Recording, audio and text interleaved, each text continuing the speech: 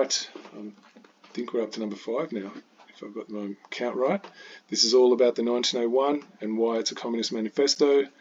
And so just showing you now the two different systems of one on the left-hand side, it's the domination hierarchy. That's when your public servants, the people who are supposed to be administering a system of service that supports the quality of life or the people's living, the standard of their living. That's what it's supposed to do.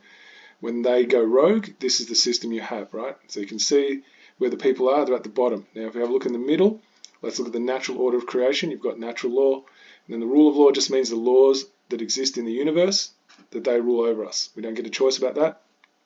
They're the boundary conditions of our existence. And then below that, in the middle, as you see, look at the one in the middle here, you've got the people, right? So then we come next, because we have a conscience, you know what I mean? We can understand how to work with those boundaries in a way that we can actually live together cohesively. And so then what do? We created an administration or a system that's going to help support our living, so we're above that. And out of that, we created job roles, you know, like politicians, public servants. I don't even like that term politician. I reckon that's incorrect. It just needs to be a different version of a public servant. So like a legislator, for example, we created people who can set a set of standards or rules of how they're going to do their job of delivering services. That's all legislation was meant to be. And you have a look over to the right, how would we make sure that that is always going to stay that way and that we're never going to be controlled? So have a look on the right in the blue, you've got the people. They form what's called the People's Supreme Law Council. Right, that's we judge on matters of law because we are the ones who have a conscience. And if you watch the previous videos, you would see why that's the way it can only run. So then it's its own institution and it's independent of anything these legislators can do. It gets the final say on the quality of that legislation and whether it passes or whether it doesn't. And the way that's done is if somebody who's a member of the community has some issue that rubs up against that legislation, well, then they come before the jury of the people, and then we find out, you know, was it an act of malicious intent by that individual to cause harm to someone else as to why they're there, or is it that legislation that is unjust that's brought them in there? So the two come in together, and Will's going to explain that soon. And you see that sits above the head of state. So who's the head of state? That's the most senior public servant. That's all the head of state is. You know, the one who's all the responsibility falls on their shoulders for how to administer that system of service to the entire kingdom or the boundary that they are charged to look after. And then underneath that, you can see the lines coming down. The executive, they're the constables in the prisons, they take from the jury. That's what policing by consent means. You know, so you hear all this stuff about police by consent. It's not that they, whatever version they think it is, that they're telling you it is. It's that they take instruction from the jury as to what they can and cannot do and who they are and are not to prosecute, right? So the constables are just there to apprehend anyone who's violated anyone else's rights. That's it. No different if you could do it. So whatever rights you have, they have. They don't have any more or less. It's just the same, except that they have a formalized position to do that. So there's like a designated place for that to be taken care of. That's part of a system of service, right? So that's one of the things that, you know, is needed. Just like if you want to defend your territory, you would have what we call a military, right, to defend from any other sort of external threats. But still, it has to be under the control of the people. It cannot be by these public servants now dictating what the military can and can't do. That's why they take an oath to the most senior public servant. And who does the most senior public servant take an oath to? We the people. So we are ultimately in charge. That's why that system on the right, that's what trial by jury really is. And look, the head of state sits over the legislature.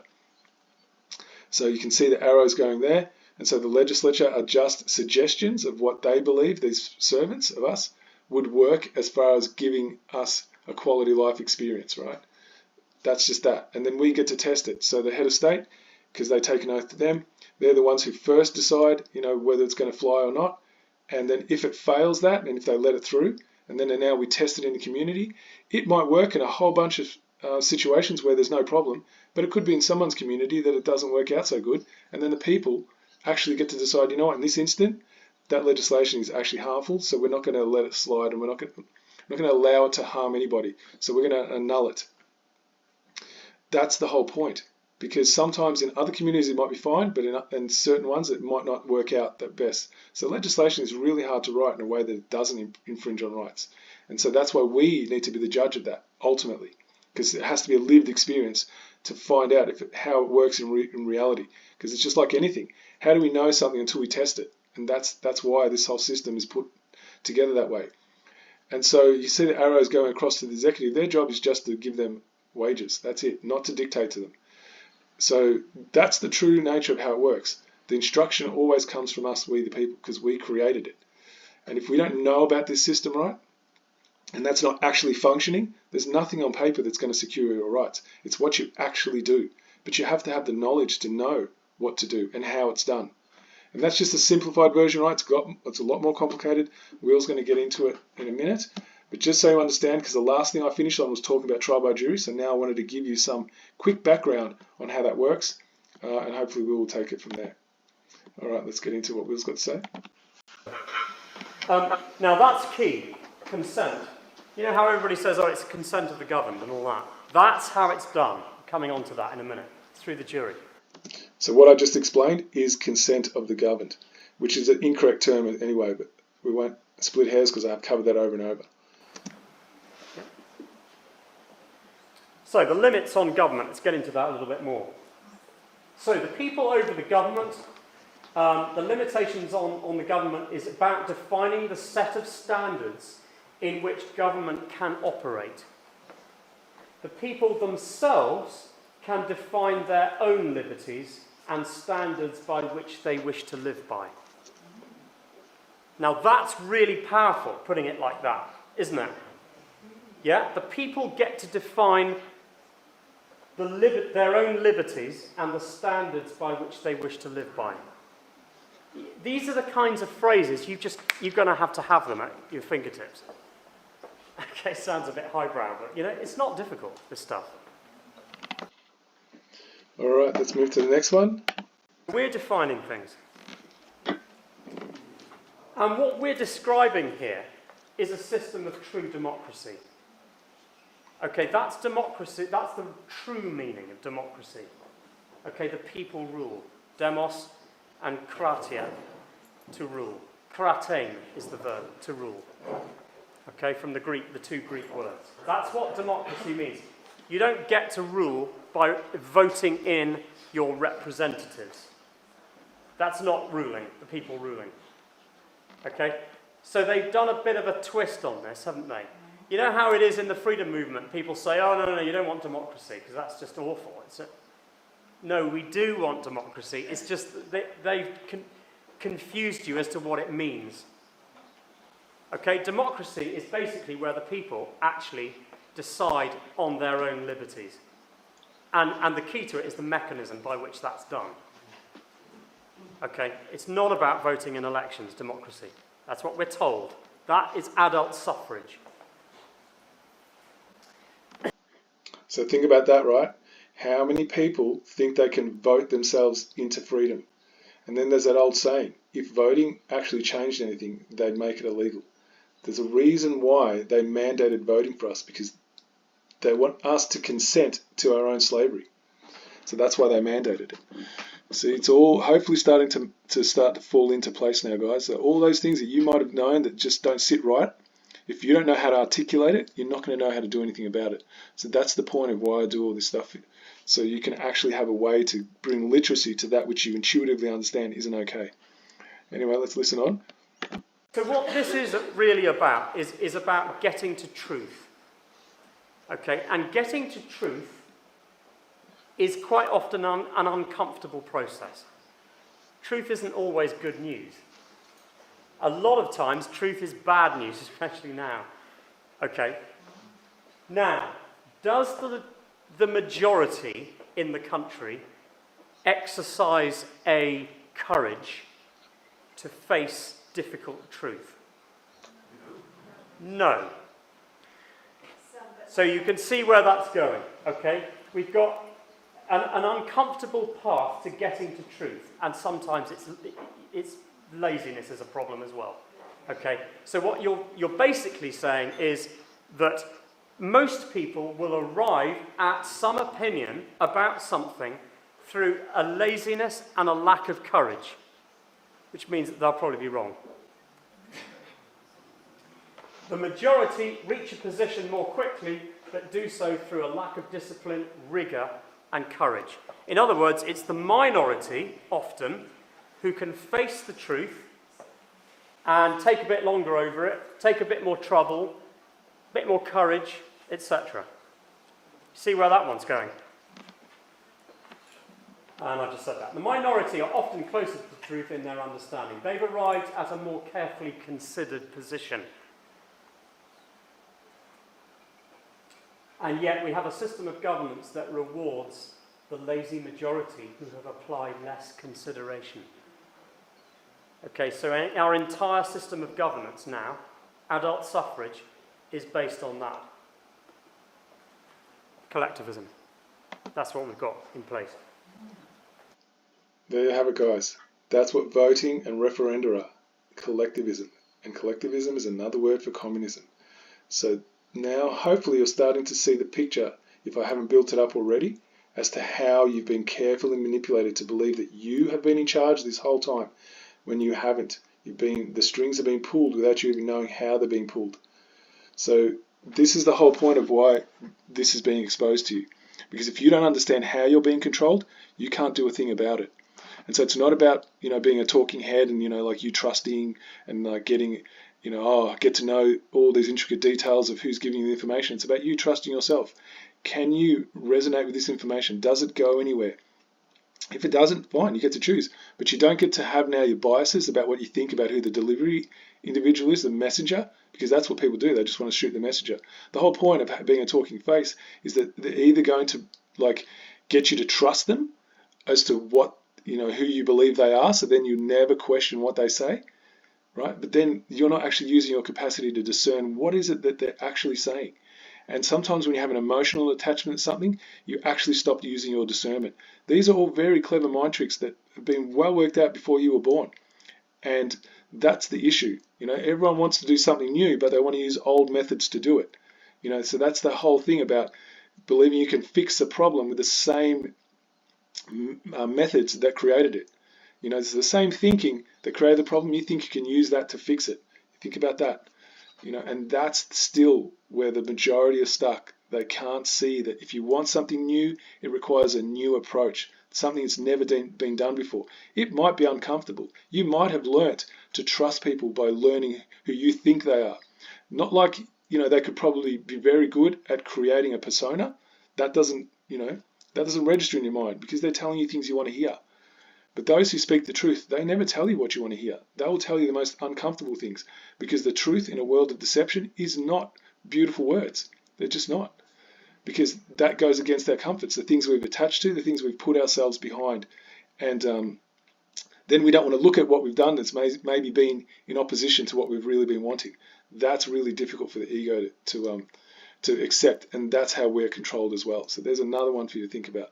Anyway, we're going to listen on to Will, but basically he's just showed you and explained to you why voting happens and why referenda happens, right? And then people say, well, we voted on it. We voted on the 1901. We had a referendum. And what do they say about changing the constitution? We should have a referendum. Do you know what I mean? It's explained to you why they even allow that to happen, guys. They're dictating the limits to you, and you get to say yes or no to the limits they set for you. Do you honestly think someone who's going to run a control system is going to give you the real tools of how you're going to be free? Really have a think about that. Voting is all about giving grown adults the illusion of control. It's an illusion. Yeah?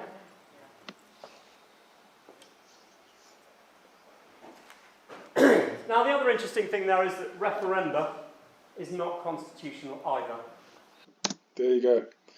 It's not constitutional because what is a constitution? It's a set of standards that binds only those who seek to be in service of the people. So how can they now start putting up things for voting that they get to decide for you, and then you don't get to even look at the limits? How can they do that? That's not a system of service. That's slavery, because that's now elevating them into a position of control, because they set the boundary for you and you get to say yes or no without any deep consideration. And you're going to go with the majority who don't do that. And now that's supposed to be how we're all supposed to live and just accept that. There's no individual rights there. That's all collectivism. If you haven't figured that out yet, referenda and voting is collectivism, which is communism. Okay, a lot of people say, oh, the fairest system would be to do what Switzerland do, and just have everybody, the entire country, voting on a policy. It's just more majority, it's more consensus. It's exactly the same thing, but worse. It's adult suffrage on steroids. Okay, so what we're actually saying here is it's referendum is not constitutional versus jury. And I've put here Justice Laboratory. I described it as that in the statement that you can download. It's the first thing that you hit on commonlawconstitution.org on the website. First thing that you hit is my, I think it's about a 13-page statement that I wrote, which is beyond the sort of 5 steps to understanding the Constitution. It's a bit more than that. It's like, I want something a bit more solid. It's got some quotes. It's got some good references in it, academic references. That's what you need to read. I've written it quite simply and straightforwardly. Yeah, it's not flowered up in academic language. Yeah, it's about 13 pages and it deals with all of this stuff. Okay, but you should read that. But in that, I talk about the fact that the jury is all about a justice laboratory. Okay, it's basically, unlike this over this side, it's taking a real individual, a real man or woman, and looking at the effects of the piece of legislation that brought them into court, and it's balancing the two of them together. It's looking at the effects on that man and what happened, and looking at the context. It's looking at the motivations, all of that went on, the state of mind. Okay, we'll get into this in a minute, called mens rea in Latin. Yeah, and it's weighing that up against the piece of legislation that brought him in. And it's looking at those two together as a package. Do you think you get that in a referenda? Somebody whimsically saying, do you think it's a good idea that in this country we do this, that, and the other? Come on. Yeah? Hopefully I don't need to add any more to that, and we'll move on. The English common law constitution, trial by jury. This is all about what I described on that evening with Neil Oliver as the concealed second purpose of trial by jury. So the first purpose, everybody in the country knows what the first purpose of the jury is, which is to judge on the accused. Are they guilty or are they not guilty? Yeah. But I've just hinted at that, haven't I? It's actually about the hidden second purpose, which is the fact, and I think I described it as that on that programme actually, is that the piece of legislation that comes in with them is also on trial. Okay? Nobody thinks of it like that. Okay? That was actually, I think that was Ken Dudley that said that. It's brilliant. Great way of putting it. Okay, so that's the concealed second purpose in trial by jury, is to judge on the justice of the legislation that brought the man into court. And you need to start thinking about the profound implications of that. Okay? Now, we're talking about jury independence, and you can see I put / annulment by jury, and the reason for that is because it's sometimes quite difficult to know whether it's going to result in an actual annulment. Annulment basically means that it's really quite obvious from the decision of the jury, because we all know the facts. He did break the law, but there's no other circumstances that it could be. It's quite obvious that the jury returned a not guilty verdict in that situation because they disagreed with the legislation. It's not always easy to know that for sure, okay? And because of that, it's really less about annulment, although that can happen, and does happen, and still happening today. It's more about jury independence. So thanks to Clay Conrad in America, because great book actually, I'll tell you about that later. But he was using the term more generally, jury independence. And I like that term because it's really all about that. It's about the fact that the jury has an independent decision of government legislation. Now that is a really unpopular concept in the establishment. They really don't want us talking about that. Now, anyone who's been saying the Magna Carta is an relic, it's got nothing to do with us, you went there, you didn't sign it, it's got nothing to do with you. What you're saying now is that you don't believe that you have the right to decide for yourself on the justice of any legislation that gets passed. That's actually what you're saying, because that's the only place that exists, that's been enshrined, that the people have the final say. And it's through their conscience. And so it's an organic process where we're using that which we're endowed with to actually assess, is this the life we want to live? We want to be dictated to by people who are supposed to be in service to us? Or do we want to say, you know what? No, that doesn't fit, and I'm not going to punish my neighbour for some set of rules that they wrote that we're supposed to all now be subjected to. To have that right to actually assess it and look at it, really critically, that's what you'd be saying no to. So anyone who doesn't understand why I've been getting on and explaining the Magna Carta, the 1215, the correct one, that's the essence of it right here. It's all about trial by jury. This is how we remain free. We have the final say through our conscience, right? And if anyone else is acting outside of the moral code, it's pretty obvious. And then you've got to think about how much legislation sits outside of that moral code, right? Pretty much all of it. And so this changes the whole game. But until we all get behind it, it's not just one or two getting it, it's all of us really understanding this. It's not going to be possible. So stop thinking that a piece of paper is going to now change your life.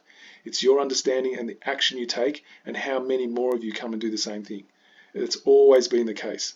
So they've spent their life and the energy telling you that you are insignificant, that you're a nobody. You can't affect anything. And this is about you now caring enough to realize that they've done that on purpose, so you actually remain believing that and do nothing. Because if you do nothing, you give your consent to the violation. That's the way the laws of the universe work. Whether you agree with it or not, you don't get to change that. And they know that. Because you don't get to revoke your free will consent. By doing nothing, you are giving consent. And if you don't understand how you're controlled, that doesn't matter. You're still giving consent. It's up to you to care enough to want to find out. And that's what you cannot change. So if you find out and then still do nothing, it's still on you. So let's move on. Alexis de Tocqueville described the jury as a political institution embodying the sovereignty of the people and the very best way of preparing a people to be free. Now, what's interesting about that is that we're starting to get the teaching element coming in.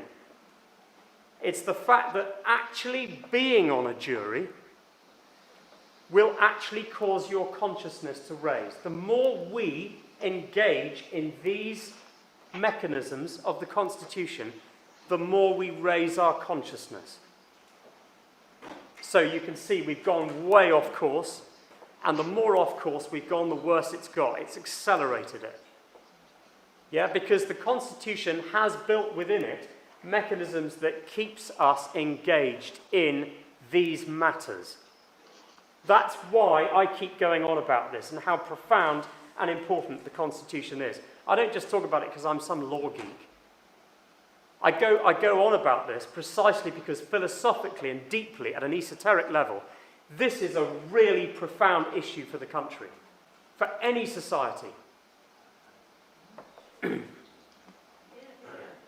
Churchill, on the importance of jury, the power of the executive to cast a man into prison without formulating any charge known to the law, and particularly to deny him the judgment of his peers, is in the highest degree odious. You can imagine him saying it, can't you? And is the foundation of all totalitarian government, whether Nazi or communist. That was Churchill.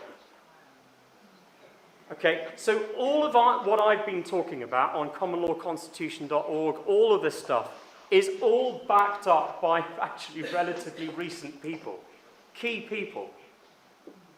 And really all that's happening is that the establishment has just tried to airbrush this out gradually. Well, it's not actually been that gradual in the last 40, 50 years. Do you know, honestly, about 40 years ago, maybe, the establishment, you would get politicians in the political class. Although they were a bit coy about it, they would actually admit, when you ask them things like, can government do what it likes? And they would answer, well, technically, no, of course it can't. You know, you would get these answers coming back. They would actually say it. Now, it's a very different matter. To the extent, of course, that if you go on the Parliament website, it actually says, oh, Parliament's sovereign. We're the top of the tree. And it's just wrong. It's just completely incorrect. How have we got to that situation? That they're either lying or they're so out of whack with their understanding, and I suspect it's more the second, actually. You just don't have very capable people at the top. Okay, so hopefully that's giving you a bit more depth, guys. I know this is long, this is critical information, so I'm just going to move on, try not to do too much talking. Now, if you are interested in learning about the Magna Carta 1215, because that's what he's talking about when he says the Constitution, Will's created the constitutional, it's called commonlawconstitution.org, and we also have one here called Magna Carta 1215, so one word, Magna Carta. So when you spell Carta, it's C-A-R-T-A, not the last name, C-A-R-T-E-R. So Magna Carta Magna Carta 1215, so the number's 1215.com. And you will see information about this. So you've got two options here that are up and running in websites. Just going to move on again. So you have a look at Magna Carta 1297, that's the legislative version, right? So that's Parliament existed by then, so they made a legislative version. That still talks about, and that's in Parliament today here in Australia, as you can see, Australian Capital Territory Current Acts, so that's in the ACT. No free man shall be taken in prison. So they did a version of Article 39, they mixed Article 39 and Article 40 together in the 1297 legislative version, but that's not even legit. But let's just, for the sake of this argument, just explain something. So it even says that, if you read it, that no man shall be diseased of his freehold, liberties, free customs. But see the word they've got, no free man? That's an entirely different meaning to the word free man, not a freeman. So they've already twisted that word. So that means a specific kind of individual. Where when Magna Carta was sealed, free man just meant every individual, someone who hasn't committed any crimes. And lives morally.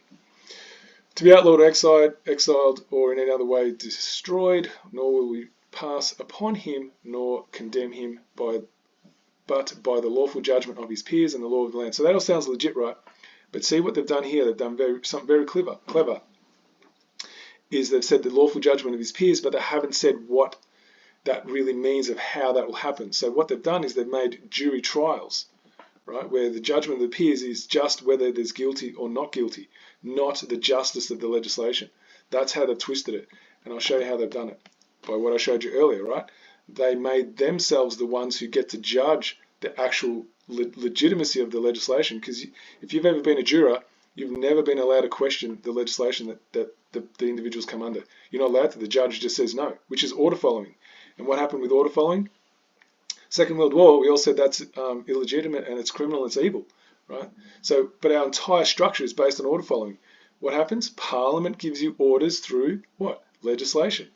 It's not allowed to do that. People don't know the standards, so they accept it. The judiciary gives you orders. You get a court order. It's not allowed to do that because they're meant to be a public service. Public service cannot give you orders, right? So we follow orders, right? The police, what do? They take orders and give you orders. That's just ongoing. Military, same thing. Every single system of public servants follows orders. That's all criminal. And if you don't understand the principles, you're going to keep giving your life force energy to it and keep challenging them in their system while you're actually trying to win in an impossible situation. It's not possible to get any kind of justice in a system where your public servants have gone rogue. Like, you really need to understand that, guys. So I'm hoping that's giving you a clear picture. If you haven't got it by now, I'm not sure how much more I can show you, because it's probably going to come down to your ego and whether you can handle, actually own up to the fact that you've been sucked in. That's not an easy thing. Very few people in reality are capable of actually owning up to that, because they've got that inner educator that's saying there's something defective or wrong about them, and that's the part where the internal resistance comes up. So that's a whole other discussion. So anyway, that's it for this series. Fingers crossed some people start seeing some things they weren't able to see before.